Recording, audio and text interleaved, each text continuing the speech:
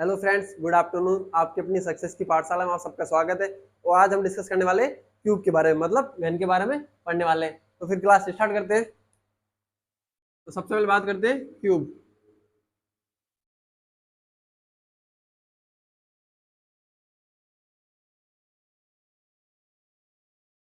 इससे पिछली क्लास में हमने क्यूबॉइड के बारे में पढ़ लिया था और मैंने उसकी सारी प्रॉपर्टी जो भी था वो बता दिया था। आज देखते हैं क्यूब। तो क्यूब किससे मिलकर बनेगा?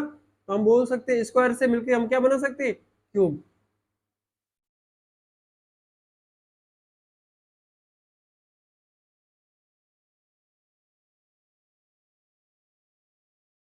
ये बन गया अपना क्यूब।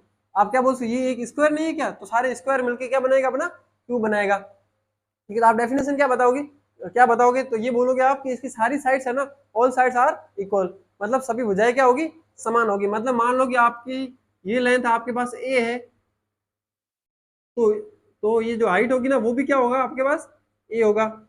और जो विड्थ होगा ये भी अपने पास क्या आ जाएगी? ए आ जाएगी। मतलब ऑल साइड्स आर इक्वल्स। ठीक है ना। अब बात करते हैं, मैंने कुछ और चीजें भी बताई थी, जैसे इसको हम क्या बोलते थे? वर्टेक्स बोलते थे। ये अपना वर्टेक्स हो गया था। ठीक है ना। तो ये हो गया टेक्स्ट, जैसे बोला था शीर्ष। ठीक है ना। और क्या बताया था मैंने? तो मैंने बोला था एजेस।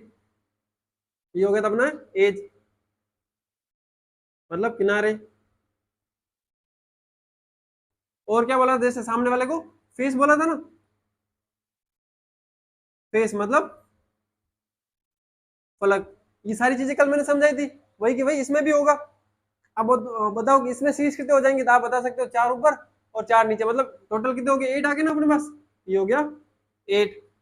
बात करें एजेस की, तो 4 ऊपर है, 4 नीचे कितना हो गया? 8। और 4 इधर साइड में तो 12 हो गया। तो आप बोल दोगे ये होगा 12। फेस की बात करें तो 4 साइड 4, अपर और डाउन कितना हो गया? अप डाउन और कितना हो गया? तो 6। तो फेस हो जाएंगे अपने पास 6। ये सारी चीजें मैंने कल बता रखी थी। ठीक है ना। अब बात करते हैं इसके जो इसका वॉल्यूम कैसे निकालोगे और इसका क्षेत्रफल कैसे निकालोगे। और क्षेत्रफल भी दो होगा। कौन कौन सा होगा? एक तो मैंने बोला था लेटरल सरफेस एरिया और एक सरफेस एरिया। तो वो दो तीनों चीजें देख लेते हैं सबसे पहले ना। तो सबसे पहले बात करते हैं वॉल्यूम की। तो आप क्या बोलोगे? वॉल्यूम ऑफ क्यूब, मतलब घन का आयतन।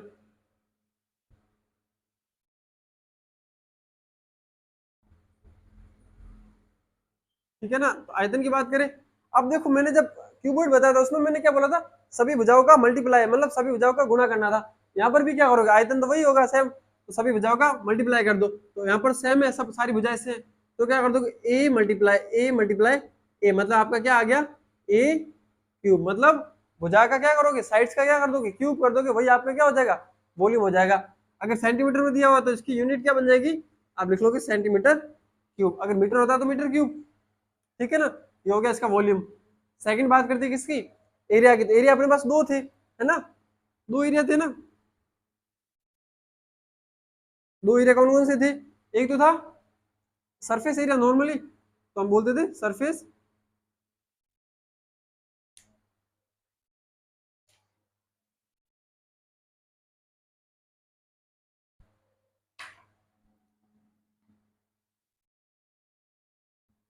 Surface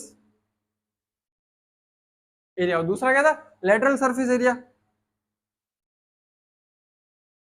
lateral surface area. एक तो लेटर एक सरफेस एरिया आ गया और दूसरा लेटरल सरफेस एरिया आ गया। तो सरफेस एरिया को क्या बोलोगे? मतलब पृष्ठीय क्षेत्रफल। पृष्ठीय क्षेत्रफल आ गया आपका। ठीक है ना। और सेकंड था आपका, जिसे बोलते थे क्या? जिसे बोला जाता था पार्श्व पृष्ठीय क्षेत्रफल। क्या हो गया? एक तो हो गया सरफेस एरिया मतलब पृष्ठीय क्षेत्रफल, और दूसरा आ गया पार्श्व पृष्ठीय क्षेत्रफल मतलब लेटरल सरफेस एरिया। ठीक है। तो अब इसका एरिया मतलब पृष्ठीय क्षेत्रफल मतलब कुल एरिया निकालना है। तो कुल एरिया कैसे निकालोगे? तो 4 फेस तो आपकी ये हो जाएगा, एक ऊपर और एक नीचे। तो कितने फेस हो गए? 6 फेस हो गए। अब देखो एक का एरिया निकालोगे, जैसे एक प्लेट आपके पास देखो ऐसे आएगी, ये होगा ए और ये ए का ए से मल्टीप्लाई करोगे क्या हो जाएगा? ए स्क्वायर हो गया। मतलब एक फेस का तो हो गया ए स्क्वायर। कितने फेस है अपने पास, 6 फेस है, तो आप क्या बोल दोगे 6a², मतलब 6 का मल्टीप्लाई कर दिया a² से, ठीक है। वही मैं अगर बोलूं लेटरल सरफेस एरिया, मतलब 500 पृष्ठीय क्षेत्रफल बताओ, मतलब आपको कितने भाग लेने, 4 भाग ही लेने हैं ना, मतलब अपने को दीवारें लेनी है ना, उसका टॉप और बॉटम नहीं लेना है ना, ऊपर वाला भाग और नीचे वाला भाग लेना नहीं अपने को, तो किससे मल्टीप्लाई कर दोगे, 4 भाग से मल्टीप्लाई कर दोगे, तो आपका एरिया आ जाएगा 4 मल्टीप्लाई a², क्या आ जाएगा 4 मल्टीप्लाई a²। तो इसमें किसी को दिक्कत नहीं होगी ना, ये हमने पढ़ दिया, वॉल्यूम पढ़ लिया और एरिया पढ़ लिया, मतलब क्षेत्रफल लिख लेता हूँ, ठीक है ना, ये दो चीज अपने हो गई। अब बात करते हैं इसका विकिरण कैसे निकालोगे आप, ये हटा दूं मैं,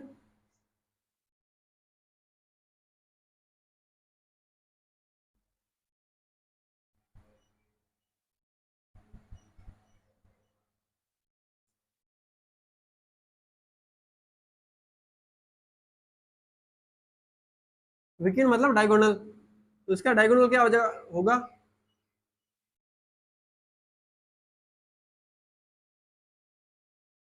डायगोनल ऑफ क्यूब,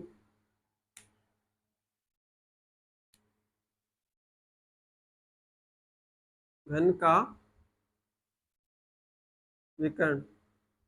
अब ये क्या होगा आपके पास, अब देखो मैंने कल यही समझाया था कि कैसे निकालना है आपको, पहले तो सबसे पहले ये वाले निकालोगे, भाई अपना विकिरण कैसे बन पाएगा, यही सबसे बड़ा तो विकिरण होगा, सबसे बड़ा विकिरण ये होगा, ये कैसे निकलेगा, आपके पास ये तो एक हाइट होनी चाहिए और ये एक बेस ऐसा होना चाहिए, हाइट तो आपको दी होगी ये है, अभी बेस कैसे निकालोगे, इसको निकालने के लिए पहले तो ये आपके पास ये वर्ग बन गया एक तरह का, स्क्वायर बन गया, इससे ये निकालो, मतलब इसको मान लो हाइपोटेन्यूज, मतलब कर्ण निकाल दो, ये आपके पास ए है, ये भी आपके पास ए है, तो ये कितना हो गया, आप बोल दो कि ये हो जाएगा अपने पास, इसको बोल दो डायगोनल d1, ये डी को d1 कितना हो गया रूट, ये भी ए और ये भी ए, तो कितना आ जाएगा 2a, यही आएगा √2a आ जाएगा ना, ठीक है। अब देखो ये आ गया √2a, और आपके पास एक ए तो पड़ा है कहां से, ये वाला ए आ गया, ए का स्क्वायर करोगे और √2a का स्क्वायर करोगे, तो ये तो आ गया 2a² प्लस a², 2 और 1 कितना हो गया 3, आपके पास 3a², और जब इसका रूट करोगे तो क्या आ जाएगा आपके फाइनली √3 आएगा, नहीं आएगा, ये सारी चीजें मैंने कल बताई थी, ठीक है ना, तो सीधा आज फॉर्मूला बता देता हूँ कैसे है, अभी बता दिया, एक्सप्लेन तो कर दिया, और लिख लेते हैं क्या आ जाएगा अपना, आ जाएगा √3a आ जाएगा, ठीक है ना, तो किसी को दिक्कत नहीं होगी, √3a क्या होगा, सबसे बड़ा विकिरण होगा वो कितना होगा, तो √3a हो जाएगा, ठीक है। इसके सारे विकिरण भी क्या होंगे, इक्वल होंगे नहीं होंगे, उसमें सारे विकिरण इक्वल इक्वल नहीं हो रहे थे, बराबर नहीं हो रहे थे, लेकिन इसमें सारे विकिरण क्या होंगे, बराबर होंगे ना, ठीक है। ये तो हमने देख लिया इसके विकिरण के बारे में, अब इसके थोड़े क्वेश्चन कर लेते हैं।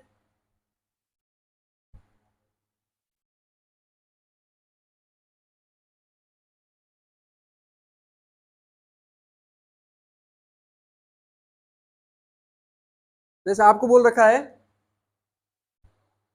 किसी घन के विकिरण की लंबाई अपने को 6 मीटर दे रखी है,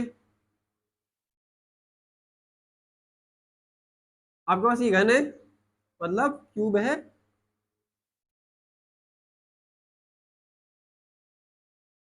ठीक है ना, और जो इसका विकिरण है ना, जैसे मान लो ये वाला विकिरण है, इसकी जो लेंथ है वो कितनी है अपने पास, तो वो है 6 सेंटीमीटर, 6 सेंटीमीटर है, ठीक है ना।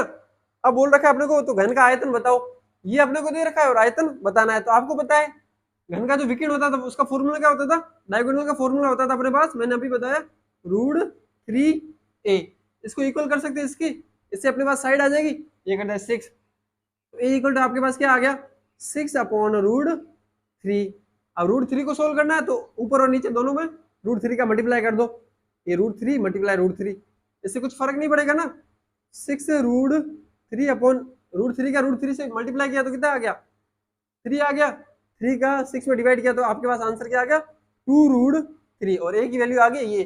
अब इसका जब क्या निकालते थे हम आयतन, तो आयतन का फॉर्मूला क्या था, वॉल्यूम का फॉर्मूला क्या था, a³ ए आपके पास कितना है 2√3 का क्यूब करना आपको, ठीक है ना, तो 2 को 3 टाइम मल्टीप्लाई करोगे तो 2 मल्टीप्लाई 2 मल्टीप्लाई 2, और √3 को 3 टाइम करोगे तो 3 मल्टीप्लाई 3 मल्टीप्लाई 3, 2 का तो कितना आ गया आपके पास 8 आ गया, ये लिख लिया आपने 8, इस √3 से इस √3 का मल्टीप्लाई किया तो कितना आ गया, ये आ गया 3, लेकिन ये √3 तो पड़ा रहेगा, ये मल्टीप्लाई में √3 पड़ा रहा। 8 का 3 से मल्टीप्लाई करो 24 और √3 का √3 और सेंटीमीटर क्यूब आ गया आपका आंसर, ठीक है ना। तो कितना आ गया 24 √3 सेंटीमीटर स्क्वायर। तो किसी को दिक्कत नहीं होगी ना इसमें, ये अपना एसएससी का क्वेश्चन है।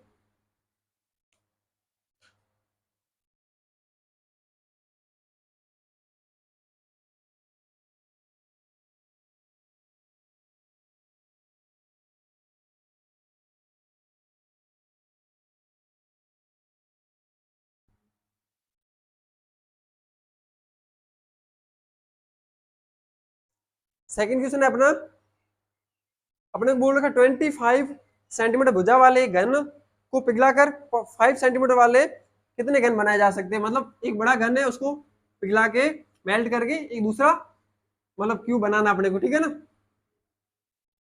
बड़ा क्यूब है, उसकी साइड है मान लो ए है, और वो कितनी दी गई अपने को, वो है 25 सेंटीमीटर। तो सेकंड जो बनाओगे छोटा वाला, उसकी साइड दे रखी है अपने को 5 सेंटीमीटर। अब देखो एक बड़ा सा घन है, उसको पिघला के छोटा घन बनाना, मतलब क्या होगा, उसका पहले आयतन निकालोगे तो छोटे वाले का आयतन का भाग दे दोगे तो पता चल जाएगा कि कितने घन आपके बनेंगे। तो बड़े वाले घन का आयतन क्या हो जाएगा आपके पास, वॉल्यूम V1, या फिर ऐसे लिख लो, बड़े वाले को लिख लो, बिग लिख लो VB, मतलब वो कितना आ जाएगा एक क्यूब, मतलब क्या कर दोगे 25 मल्टीप्लाई 25 मल्टीप्लाई 25, मतलब 25 का 3 बार गुना कर दोगे, दूसरा आ जाएगा मतलब स्मॉल वाले का, तो small VS equal to B cube, मतलब क्या आ जाएगा 5 मल्टीप्लाई 5 मल्टीप्लाई 5। इसका इसमें भाग दे दोगे तो पता चल जाएगा ना, number of cube, number of cube मतलब घनों की संख्या चाहिए अपने को, तो कैसे निकाल दोगे 25 गुणा 25 गुणा 25 से भाग दे दो 5 गुणा 5 गुणा 5, ठीक है। इस 5 से ये 25 कट गया 5, ये कट गया तो ये भी 5, और ये भी कट गया तो ये भी 5, 5 का 5 से गुणा किया तो 25, और 25 का 5 से गुणा किया तो 125, मतलब अपने कितने क्यूब बन जाएंगे, आप बोलोगे 125 क्यूब बनेंगे अपने, ठीक है ना। ये भी किसने आ रखा है अपने एग्जाम में, रेलवे के एग्जाम में आ रखा है, ठीक है ना। तो कितने क्यूब निकल आओगे, बोलोगे आप 125 क्यूब होंगे अपने, ठीक है ना, उसको जब मेल्ट करके छोटी क्यूब बनाओगे तो।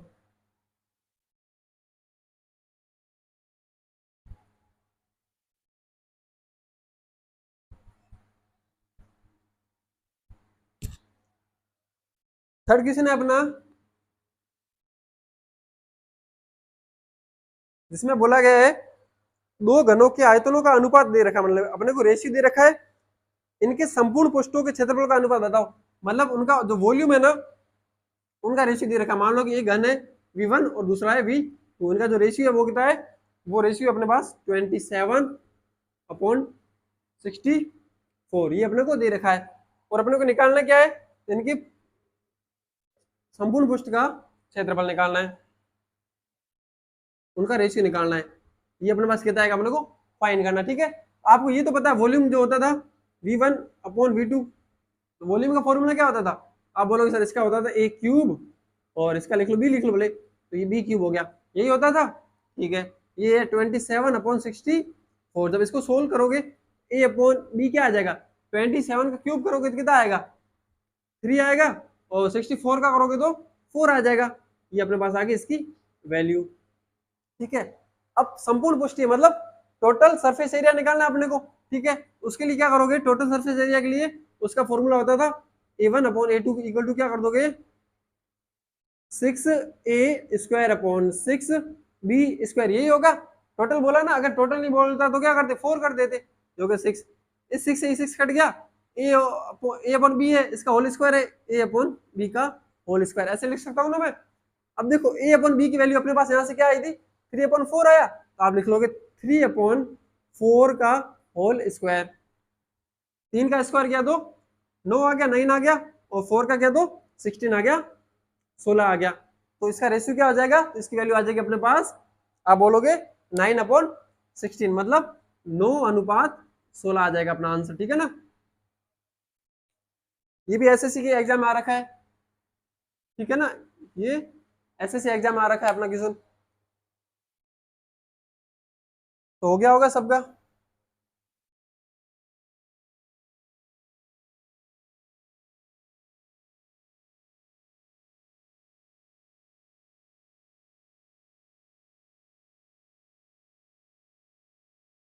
अब देखो नेक्स्ट क्वेश्चन है अपने पास,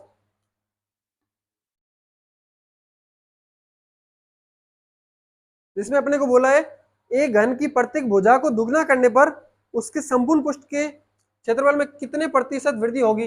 मान लो कि पहला जो घन है अपने पास, क्यूब है जो अपने पास, क्यूब जो फर्स्ट है उसकी जो साइड है ना वो मान लो कि ए है आपके पास, ठीक है। तो सेकंड क्यूब अगर होगा जो आपके पास, उसको क्या करना है, उसकी साइड का डबल करना है। मान लो ये है तो ये कितना हो जाएगा, 2a हो जाएगा, होगा। अब देखो बोला गया है तो संपूर्ण पृष्ठ के क्षेत्रफल में कितने परसेंट वृद्धि होगी, मतलब जो a1 है ना, आपको क्या फाइंड करना है, आपको आपको निकालना है a2 minus a1 upon a1 multiply 100, यही तो निकालना है अपने को। ये कितना आएगा, मतलब कितने परसेंट वृद्धि हो रही है अपने को फाइंड करना है। पहले a2 कितना हो जाएगा और a1 कितना हो जाएगा, देखो a1 तो सिंपल सा कितना आ जाएगा, संपूर्ण पृष्ठ बोला है ना, हाँ संपूर्ण पृष्ठ मतलब कौन सा फॉर्मूला लगाओगे, 6a² यही लगेगा। तो ये आ गया, ये समीकरण फर्स्ट बन गई। a2 क्या आ जाएगा अपना, तो 6 का तो 6, एक जगह आप क्या रखोगे, 2a रखोगे, तो 2a का होल स्क्वायर, ये समीकरण 2 बन गई। अब देखो a2 क्या निकल गया, जब 2 का स्क्वायर किया तो 4 हो गया, और 4 का मल्टीप्लाई कर दो 6 से तो कितना हो जाएगा 24a², ठीक है। इसको समीकरण मतलब थर्ड दे दो या फिर सेम का सेम रखोगे तो कोई फर्क नहीं पड़ेगा। अब देखो इसमें वैल्यू पुट करो, a2 की जगह क्या आ जाएगा, तो 24a², a1 की जगह तो 6a² और a1 की जगह तो 6a² मल्टीप्लाई का 100 का 100। अब देखो 24 में से 6 चला गया तो कितना बच गया अपना 18 बच गया, तो 18a² अपॉन 6 का 6a², a² से a² चला गया, 6 1 जा 6, 6 3 जा 18, मतलब 3 बार चला गया, 3 का गुणा कर दो 100 से, मतलब कितना आ गया 300%, मतलब वो कितना बढ़ जाएगा, तो उसका जो सरफेस टोटल सरफेस एरिया वो 300% टाइम, मतलब 300% बढ़ जाएगा, ठीक है ना। जब उसकी साइड को क्या करोगे, डबल करोगे, तो ये हो गया अपना इसका आंसर। ये भी आपके रेलवे के एग्जाम आ रखा है, ठीक है ना। तो फिर आज के लिए क्लास को यही रखते हैं, और कुछ भी डाउट हो तो आप मेरे को कमेंट कर देना।